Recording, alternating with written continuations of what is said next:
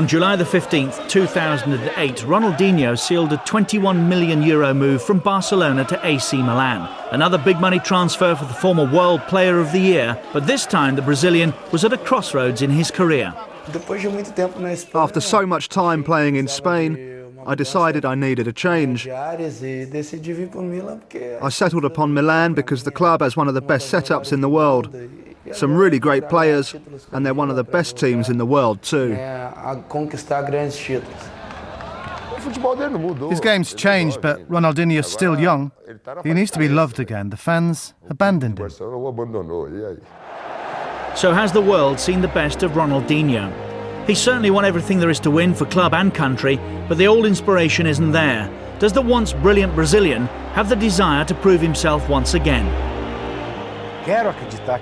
I want to believe that he does. I'm praying he does, because he's a spectacular player. I love watching Ronaldinho play. But my big fear is he's become much more of a showman than a footballer. Ronaldinho, after all, inspired Barcelona to back-to-back Primera Ligas and a Champions League title. It was all done with his familiar, intoxicating inspiration. I think he did so much at Barcelona that people always expect more and more. Sometimes that's just not possible. You can only do so much. You're only human. Ronaldinho, perhaps the most gifted player of his generation.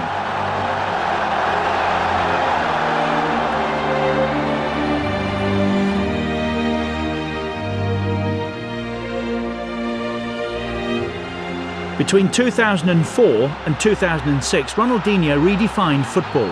He combined vision, touch and invention with steely determination, inspiring Barcelona to title after title.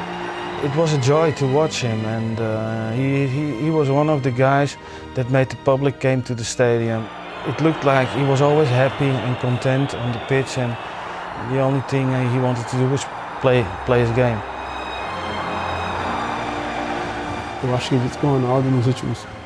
I think that no one has played as beautifully as Ronaldinho in the past 10 years.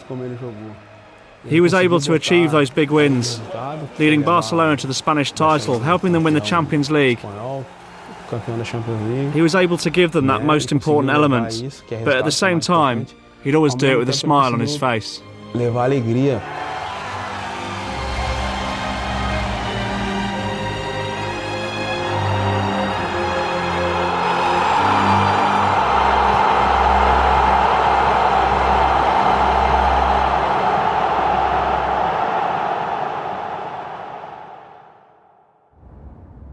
Here in Brazil's southernmost city of Porto Alegre is where Ronaldinho's story begins. Born in the relatively poor suburb of Vila Nova in March 1980, Ronaldo de Assis Moreira seemed destined to become a footballer. Ever since I was a little boy, I've loved playing football. It's a gift that God gave me, and I'm just happy to make a living out of it. A talent for football ran in the family. His brother Assis starred for the local club Grêmio in the early 90s until his career was cut short by injury. Assis was an important role model to his younger brother. Everyone knew about Assis at Grêmio, and he played for Brazil at every youth age group, so everyone knew about him. Just imagine what it was like for Ronaldinho at home, watching his brother do all this. So I think the greatest inspiration was his brother, Assis. Ronaldinho was quick to follow in his older brother's footsteps, playing futsal at Grêmio from the age of 7. Even as a youngster, he showed a precocious talent and soon established himself at the club he supported. For so many years, Grêmio was the beginning of everything. I owe the club a lot. From the age of 7 to the age of 21, it was a great start in football. Were you a fan? I still am today.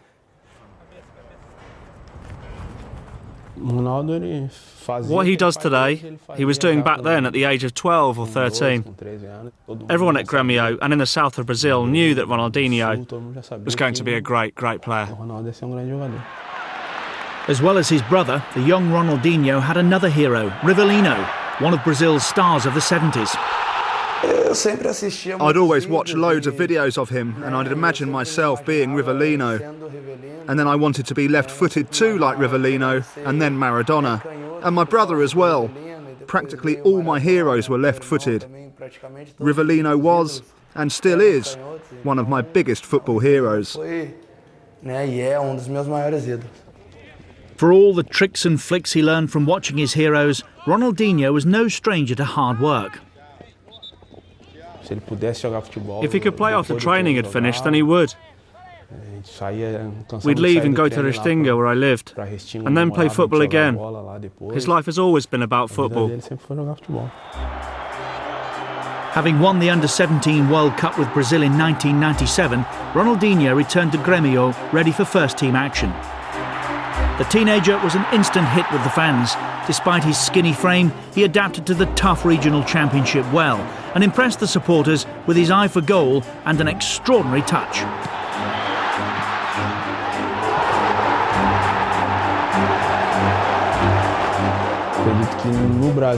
The South Brazilian Regional Championship is the most similar to European football. A lot less fouls are given and it's more aggressive than other championships. And I think that made a big difference to Ronaldinho's career.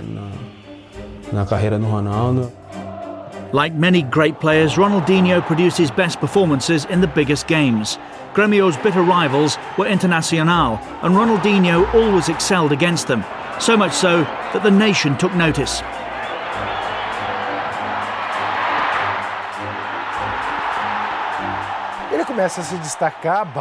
He first caught the eye in the Grêmio Internacional derby, in a regional final, when he famously dribbled past Dunga.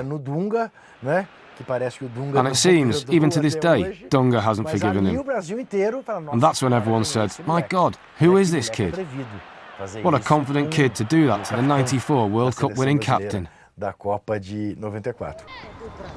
It wasn't long before Vanderlei Luxemburgo called him up to the Brazilian national squad, and to help him settle in, Ronaldinho was to share a room with the captain and former Grêmio teammate, Emerson.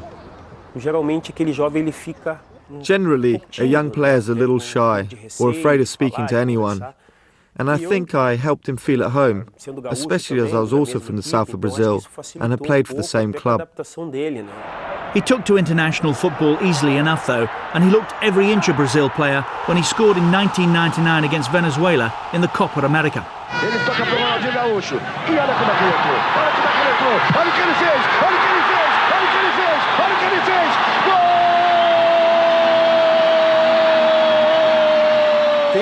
There was that moment against Venezuela when he came on as a substitute and scored that now famous goal. The opposition was poor, but the goal itself was spectacular. Suddenly the kid from Vila Nova was a star, but perhaps he'd outgrown his southern Brazilian origins.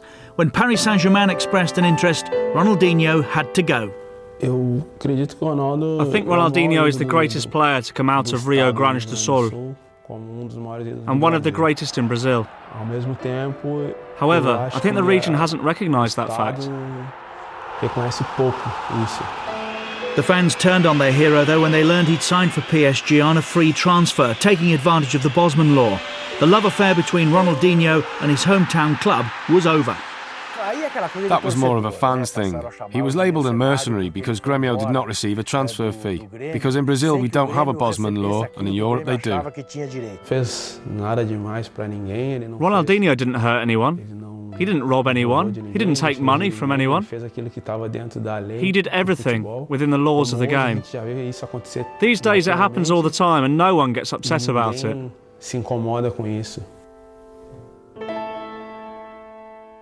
After a few months in exile at Grêmio, Ronaldinho settled in the French capital surprisingly easily. He was still far from the complete player, but he showed flashes of genius that promised much for the future. Still though, there was work to be done.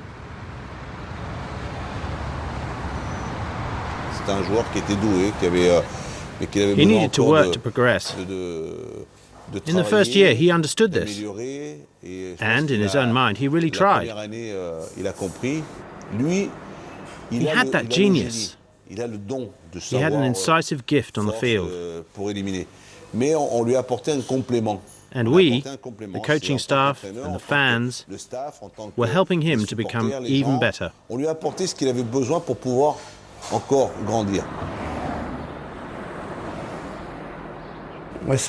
It was a great learning process there. It was my first club outside Brazil, and so I learned an entirely new culture and the new type of football. It was a really important stage in my life. Once again, Ronaldinho came alive in the big games, but he struggled for consistency. Generally, he was good in the important matches against the likes of Marseille, but he knew how to choose his moments. In the big ones, he was very good, but in the others, which were less important, he just wasn't as interested.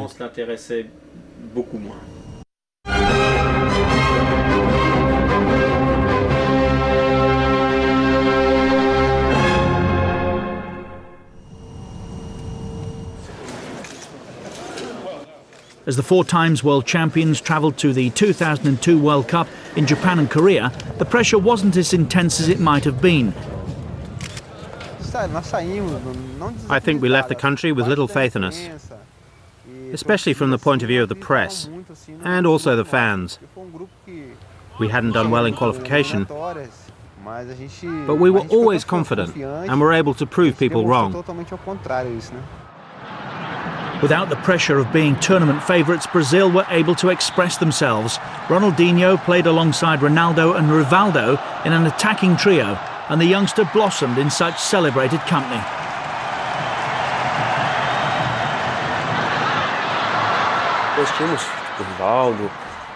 We had players like Rivaldo, Ronaldo and Cafu, and obviously other great players.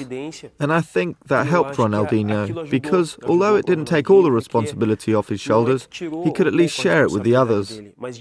And so I think he played with more freedom. It was the quarter-final against England when Ronaldinho truly left his mark on the competition. Michael Owen opened the scoring for England before a brilliant run from Ronaldinho led to Rivaldo's equaliser on the stroke of half-time.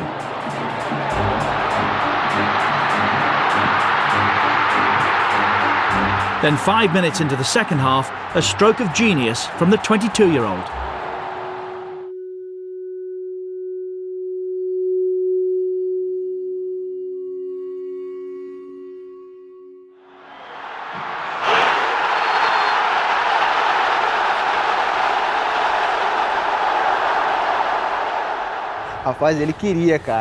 I'm telling you, he meant it. All of us argued about it for ages.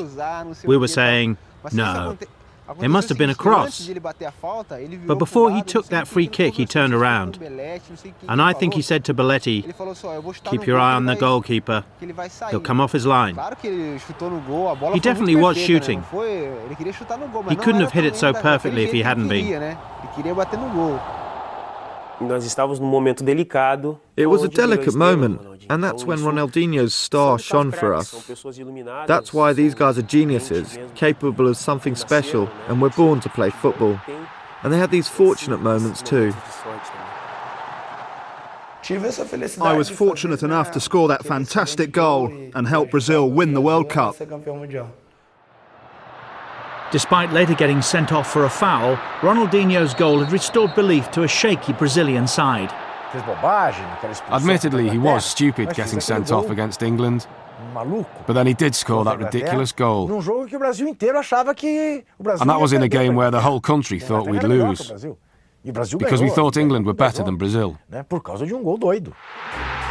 Brazil never looked back. They overcame Turkey in the semi-finals, which meant they were to face Germany in the final. 2 goals from Ronaldo gave the Brazilians a 2-0 win and a record 5th World Cup. Ronaldinho was voted the tournament's best midfield player. The youngster from Porto Alegre had come a long way. Becoming a World Cup winner was a dream come true.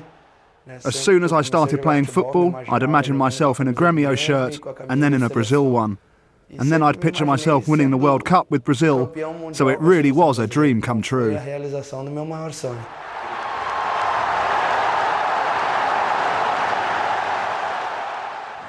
Back at Paris Saint-Germain, however, things weren't going quite so well. His inconsistent form was still an issue, and manager Luis Fernandes complained that the Brazilian was more interested in the Parisian nightlife than turning out for Paris Saint-Germain. Had that World Cup win gone to Ronaldinho's head? When he came back to us for the second year, it wasn't the same. In his mind, he was a world champion. His family were not here. They'd gone back to Brazil and he was alone. So it was difficult for me, for the club and his teammates. Because it was the same Ronaldinho, but it was a different player, which was a shame because we gave him a lot.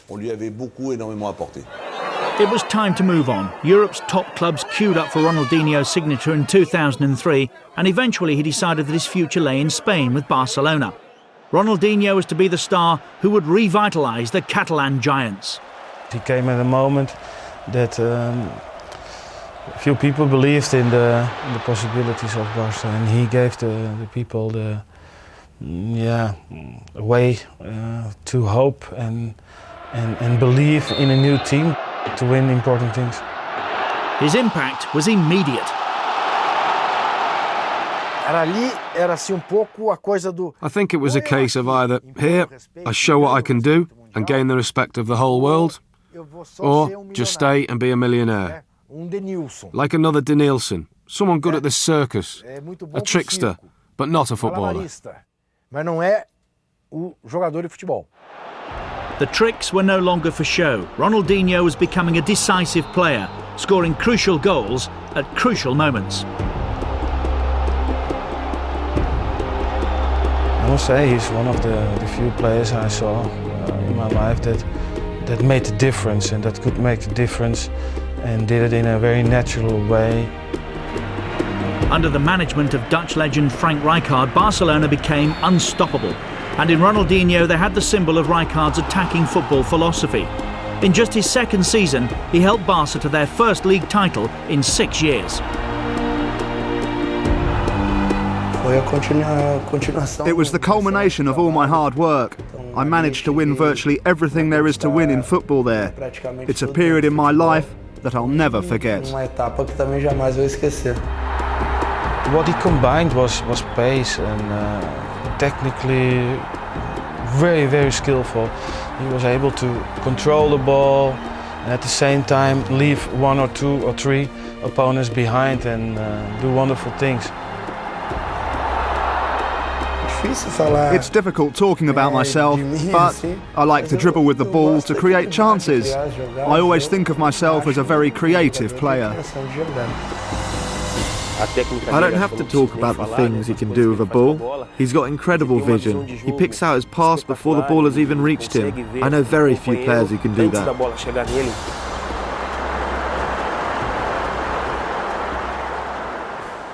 Great player. And if there was one match that encapsulated the genius of Ronaldinho, it came against Real Madrid in November 2005, when he destroyed Barcelona's bitter rivals at their own ground. A month later, naturally, it was Ronaldinho who won Europe's most prestigious individual award. It was a unanimous Ballon d'Or in 2005, and he could well have won another one, but I just don't think he had the discipline. World Player of the Year in 2004 and 5, he then helped Barcelona to a second successive title in 2006. It seemed Ronaldinho had the Midas touch. All the titles were great. The Primera Liga, the Cup. Everything I won with Barcelona was significant to me. There was one trophy that Ronaldinho and Barcelona still craved, the Champions League. But 2005-06 was to change all that, as the Brazilian inspired his team to play some of the best football Europe has ever seen. I think that was a great period in football. He revolutionised the game, because since then, more and more technical players have been emerging. And we have so many great players today, dribbling and playing in an artistic way. Barcelona faced Arsenal in the 2006 Champions League final. Despite going a goal down early on, they came back to win 2-1 and seal a memorable year with a memorable triumph. Ronaldinho in particular was the hero of Catalonia. He was treated like a king in Barcelona for 2 years. And that's everything an artist could wish for. It's like getting on stage and the whole audience is focused on you, singing your songs without even opening your mouth. Every song. That's the best feeling. But Ronaldinho struggled to replicate his club form for his country. The 2006 World Cup should have been Ronaldinho's chance to shine. But while he was the undisputed king at Barcelona, with Brazil, he had to settle for a supporting role amongst a lineup of stars. It's different playing in the national team. You have to share the attention with the other players, as it's all the stars playing together. It's much easier being the only star, but when you get together with all the others, you have to have more than just football. And I think that Ronaldinho's attraction is limited just to the football pitch. Ronaldinho wasn't born to be the main player in a team. He was born to be an extraordinary teammate. When people wanted to make him the star man, he couldn't cope. Brazil began with 4 wins, but their performances were unconvincing, and Ronaldinho looked a shadow of the player who'd been terrorising European defences all season. What happened in the 2006 World Cup? He should have been the star player. But he looked almost afraid to be playing alongside Ronaldo and Kaká. He wanted to be one of the others. People expected him to lead that team, and he didn't. I don't think he ever will. A 1-0 defeat to France in the quarter-finals ended Brazil's hopes of justifying their status as tournament favourites. Their performance was heavily criticised back in Brazil, and as the man who carried a nation's hopes on his shoulders, Ronaldinho was singled out. That's football. When you win, you get compliments. When you lose, you get criticised.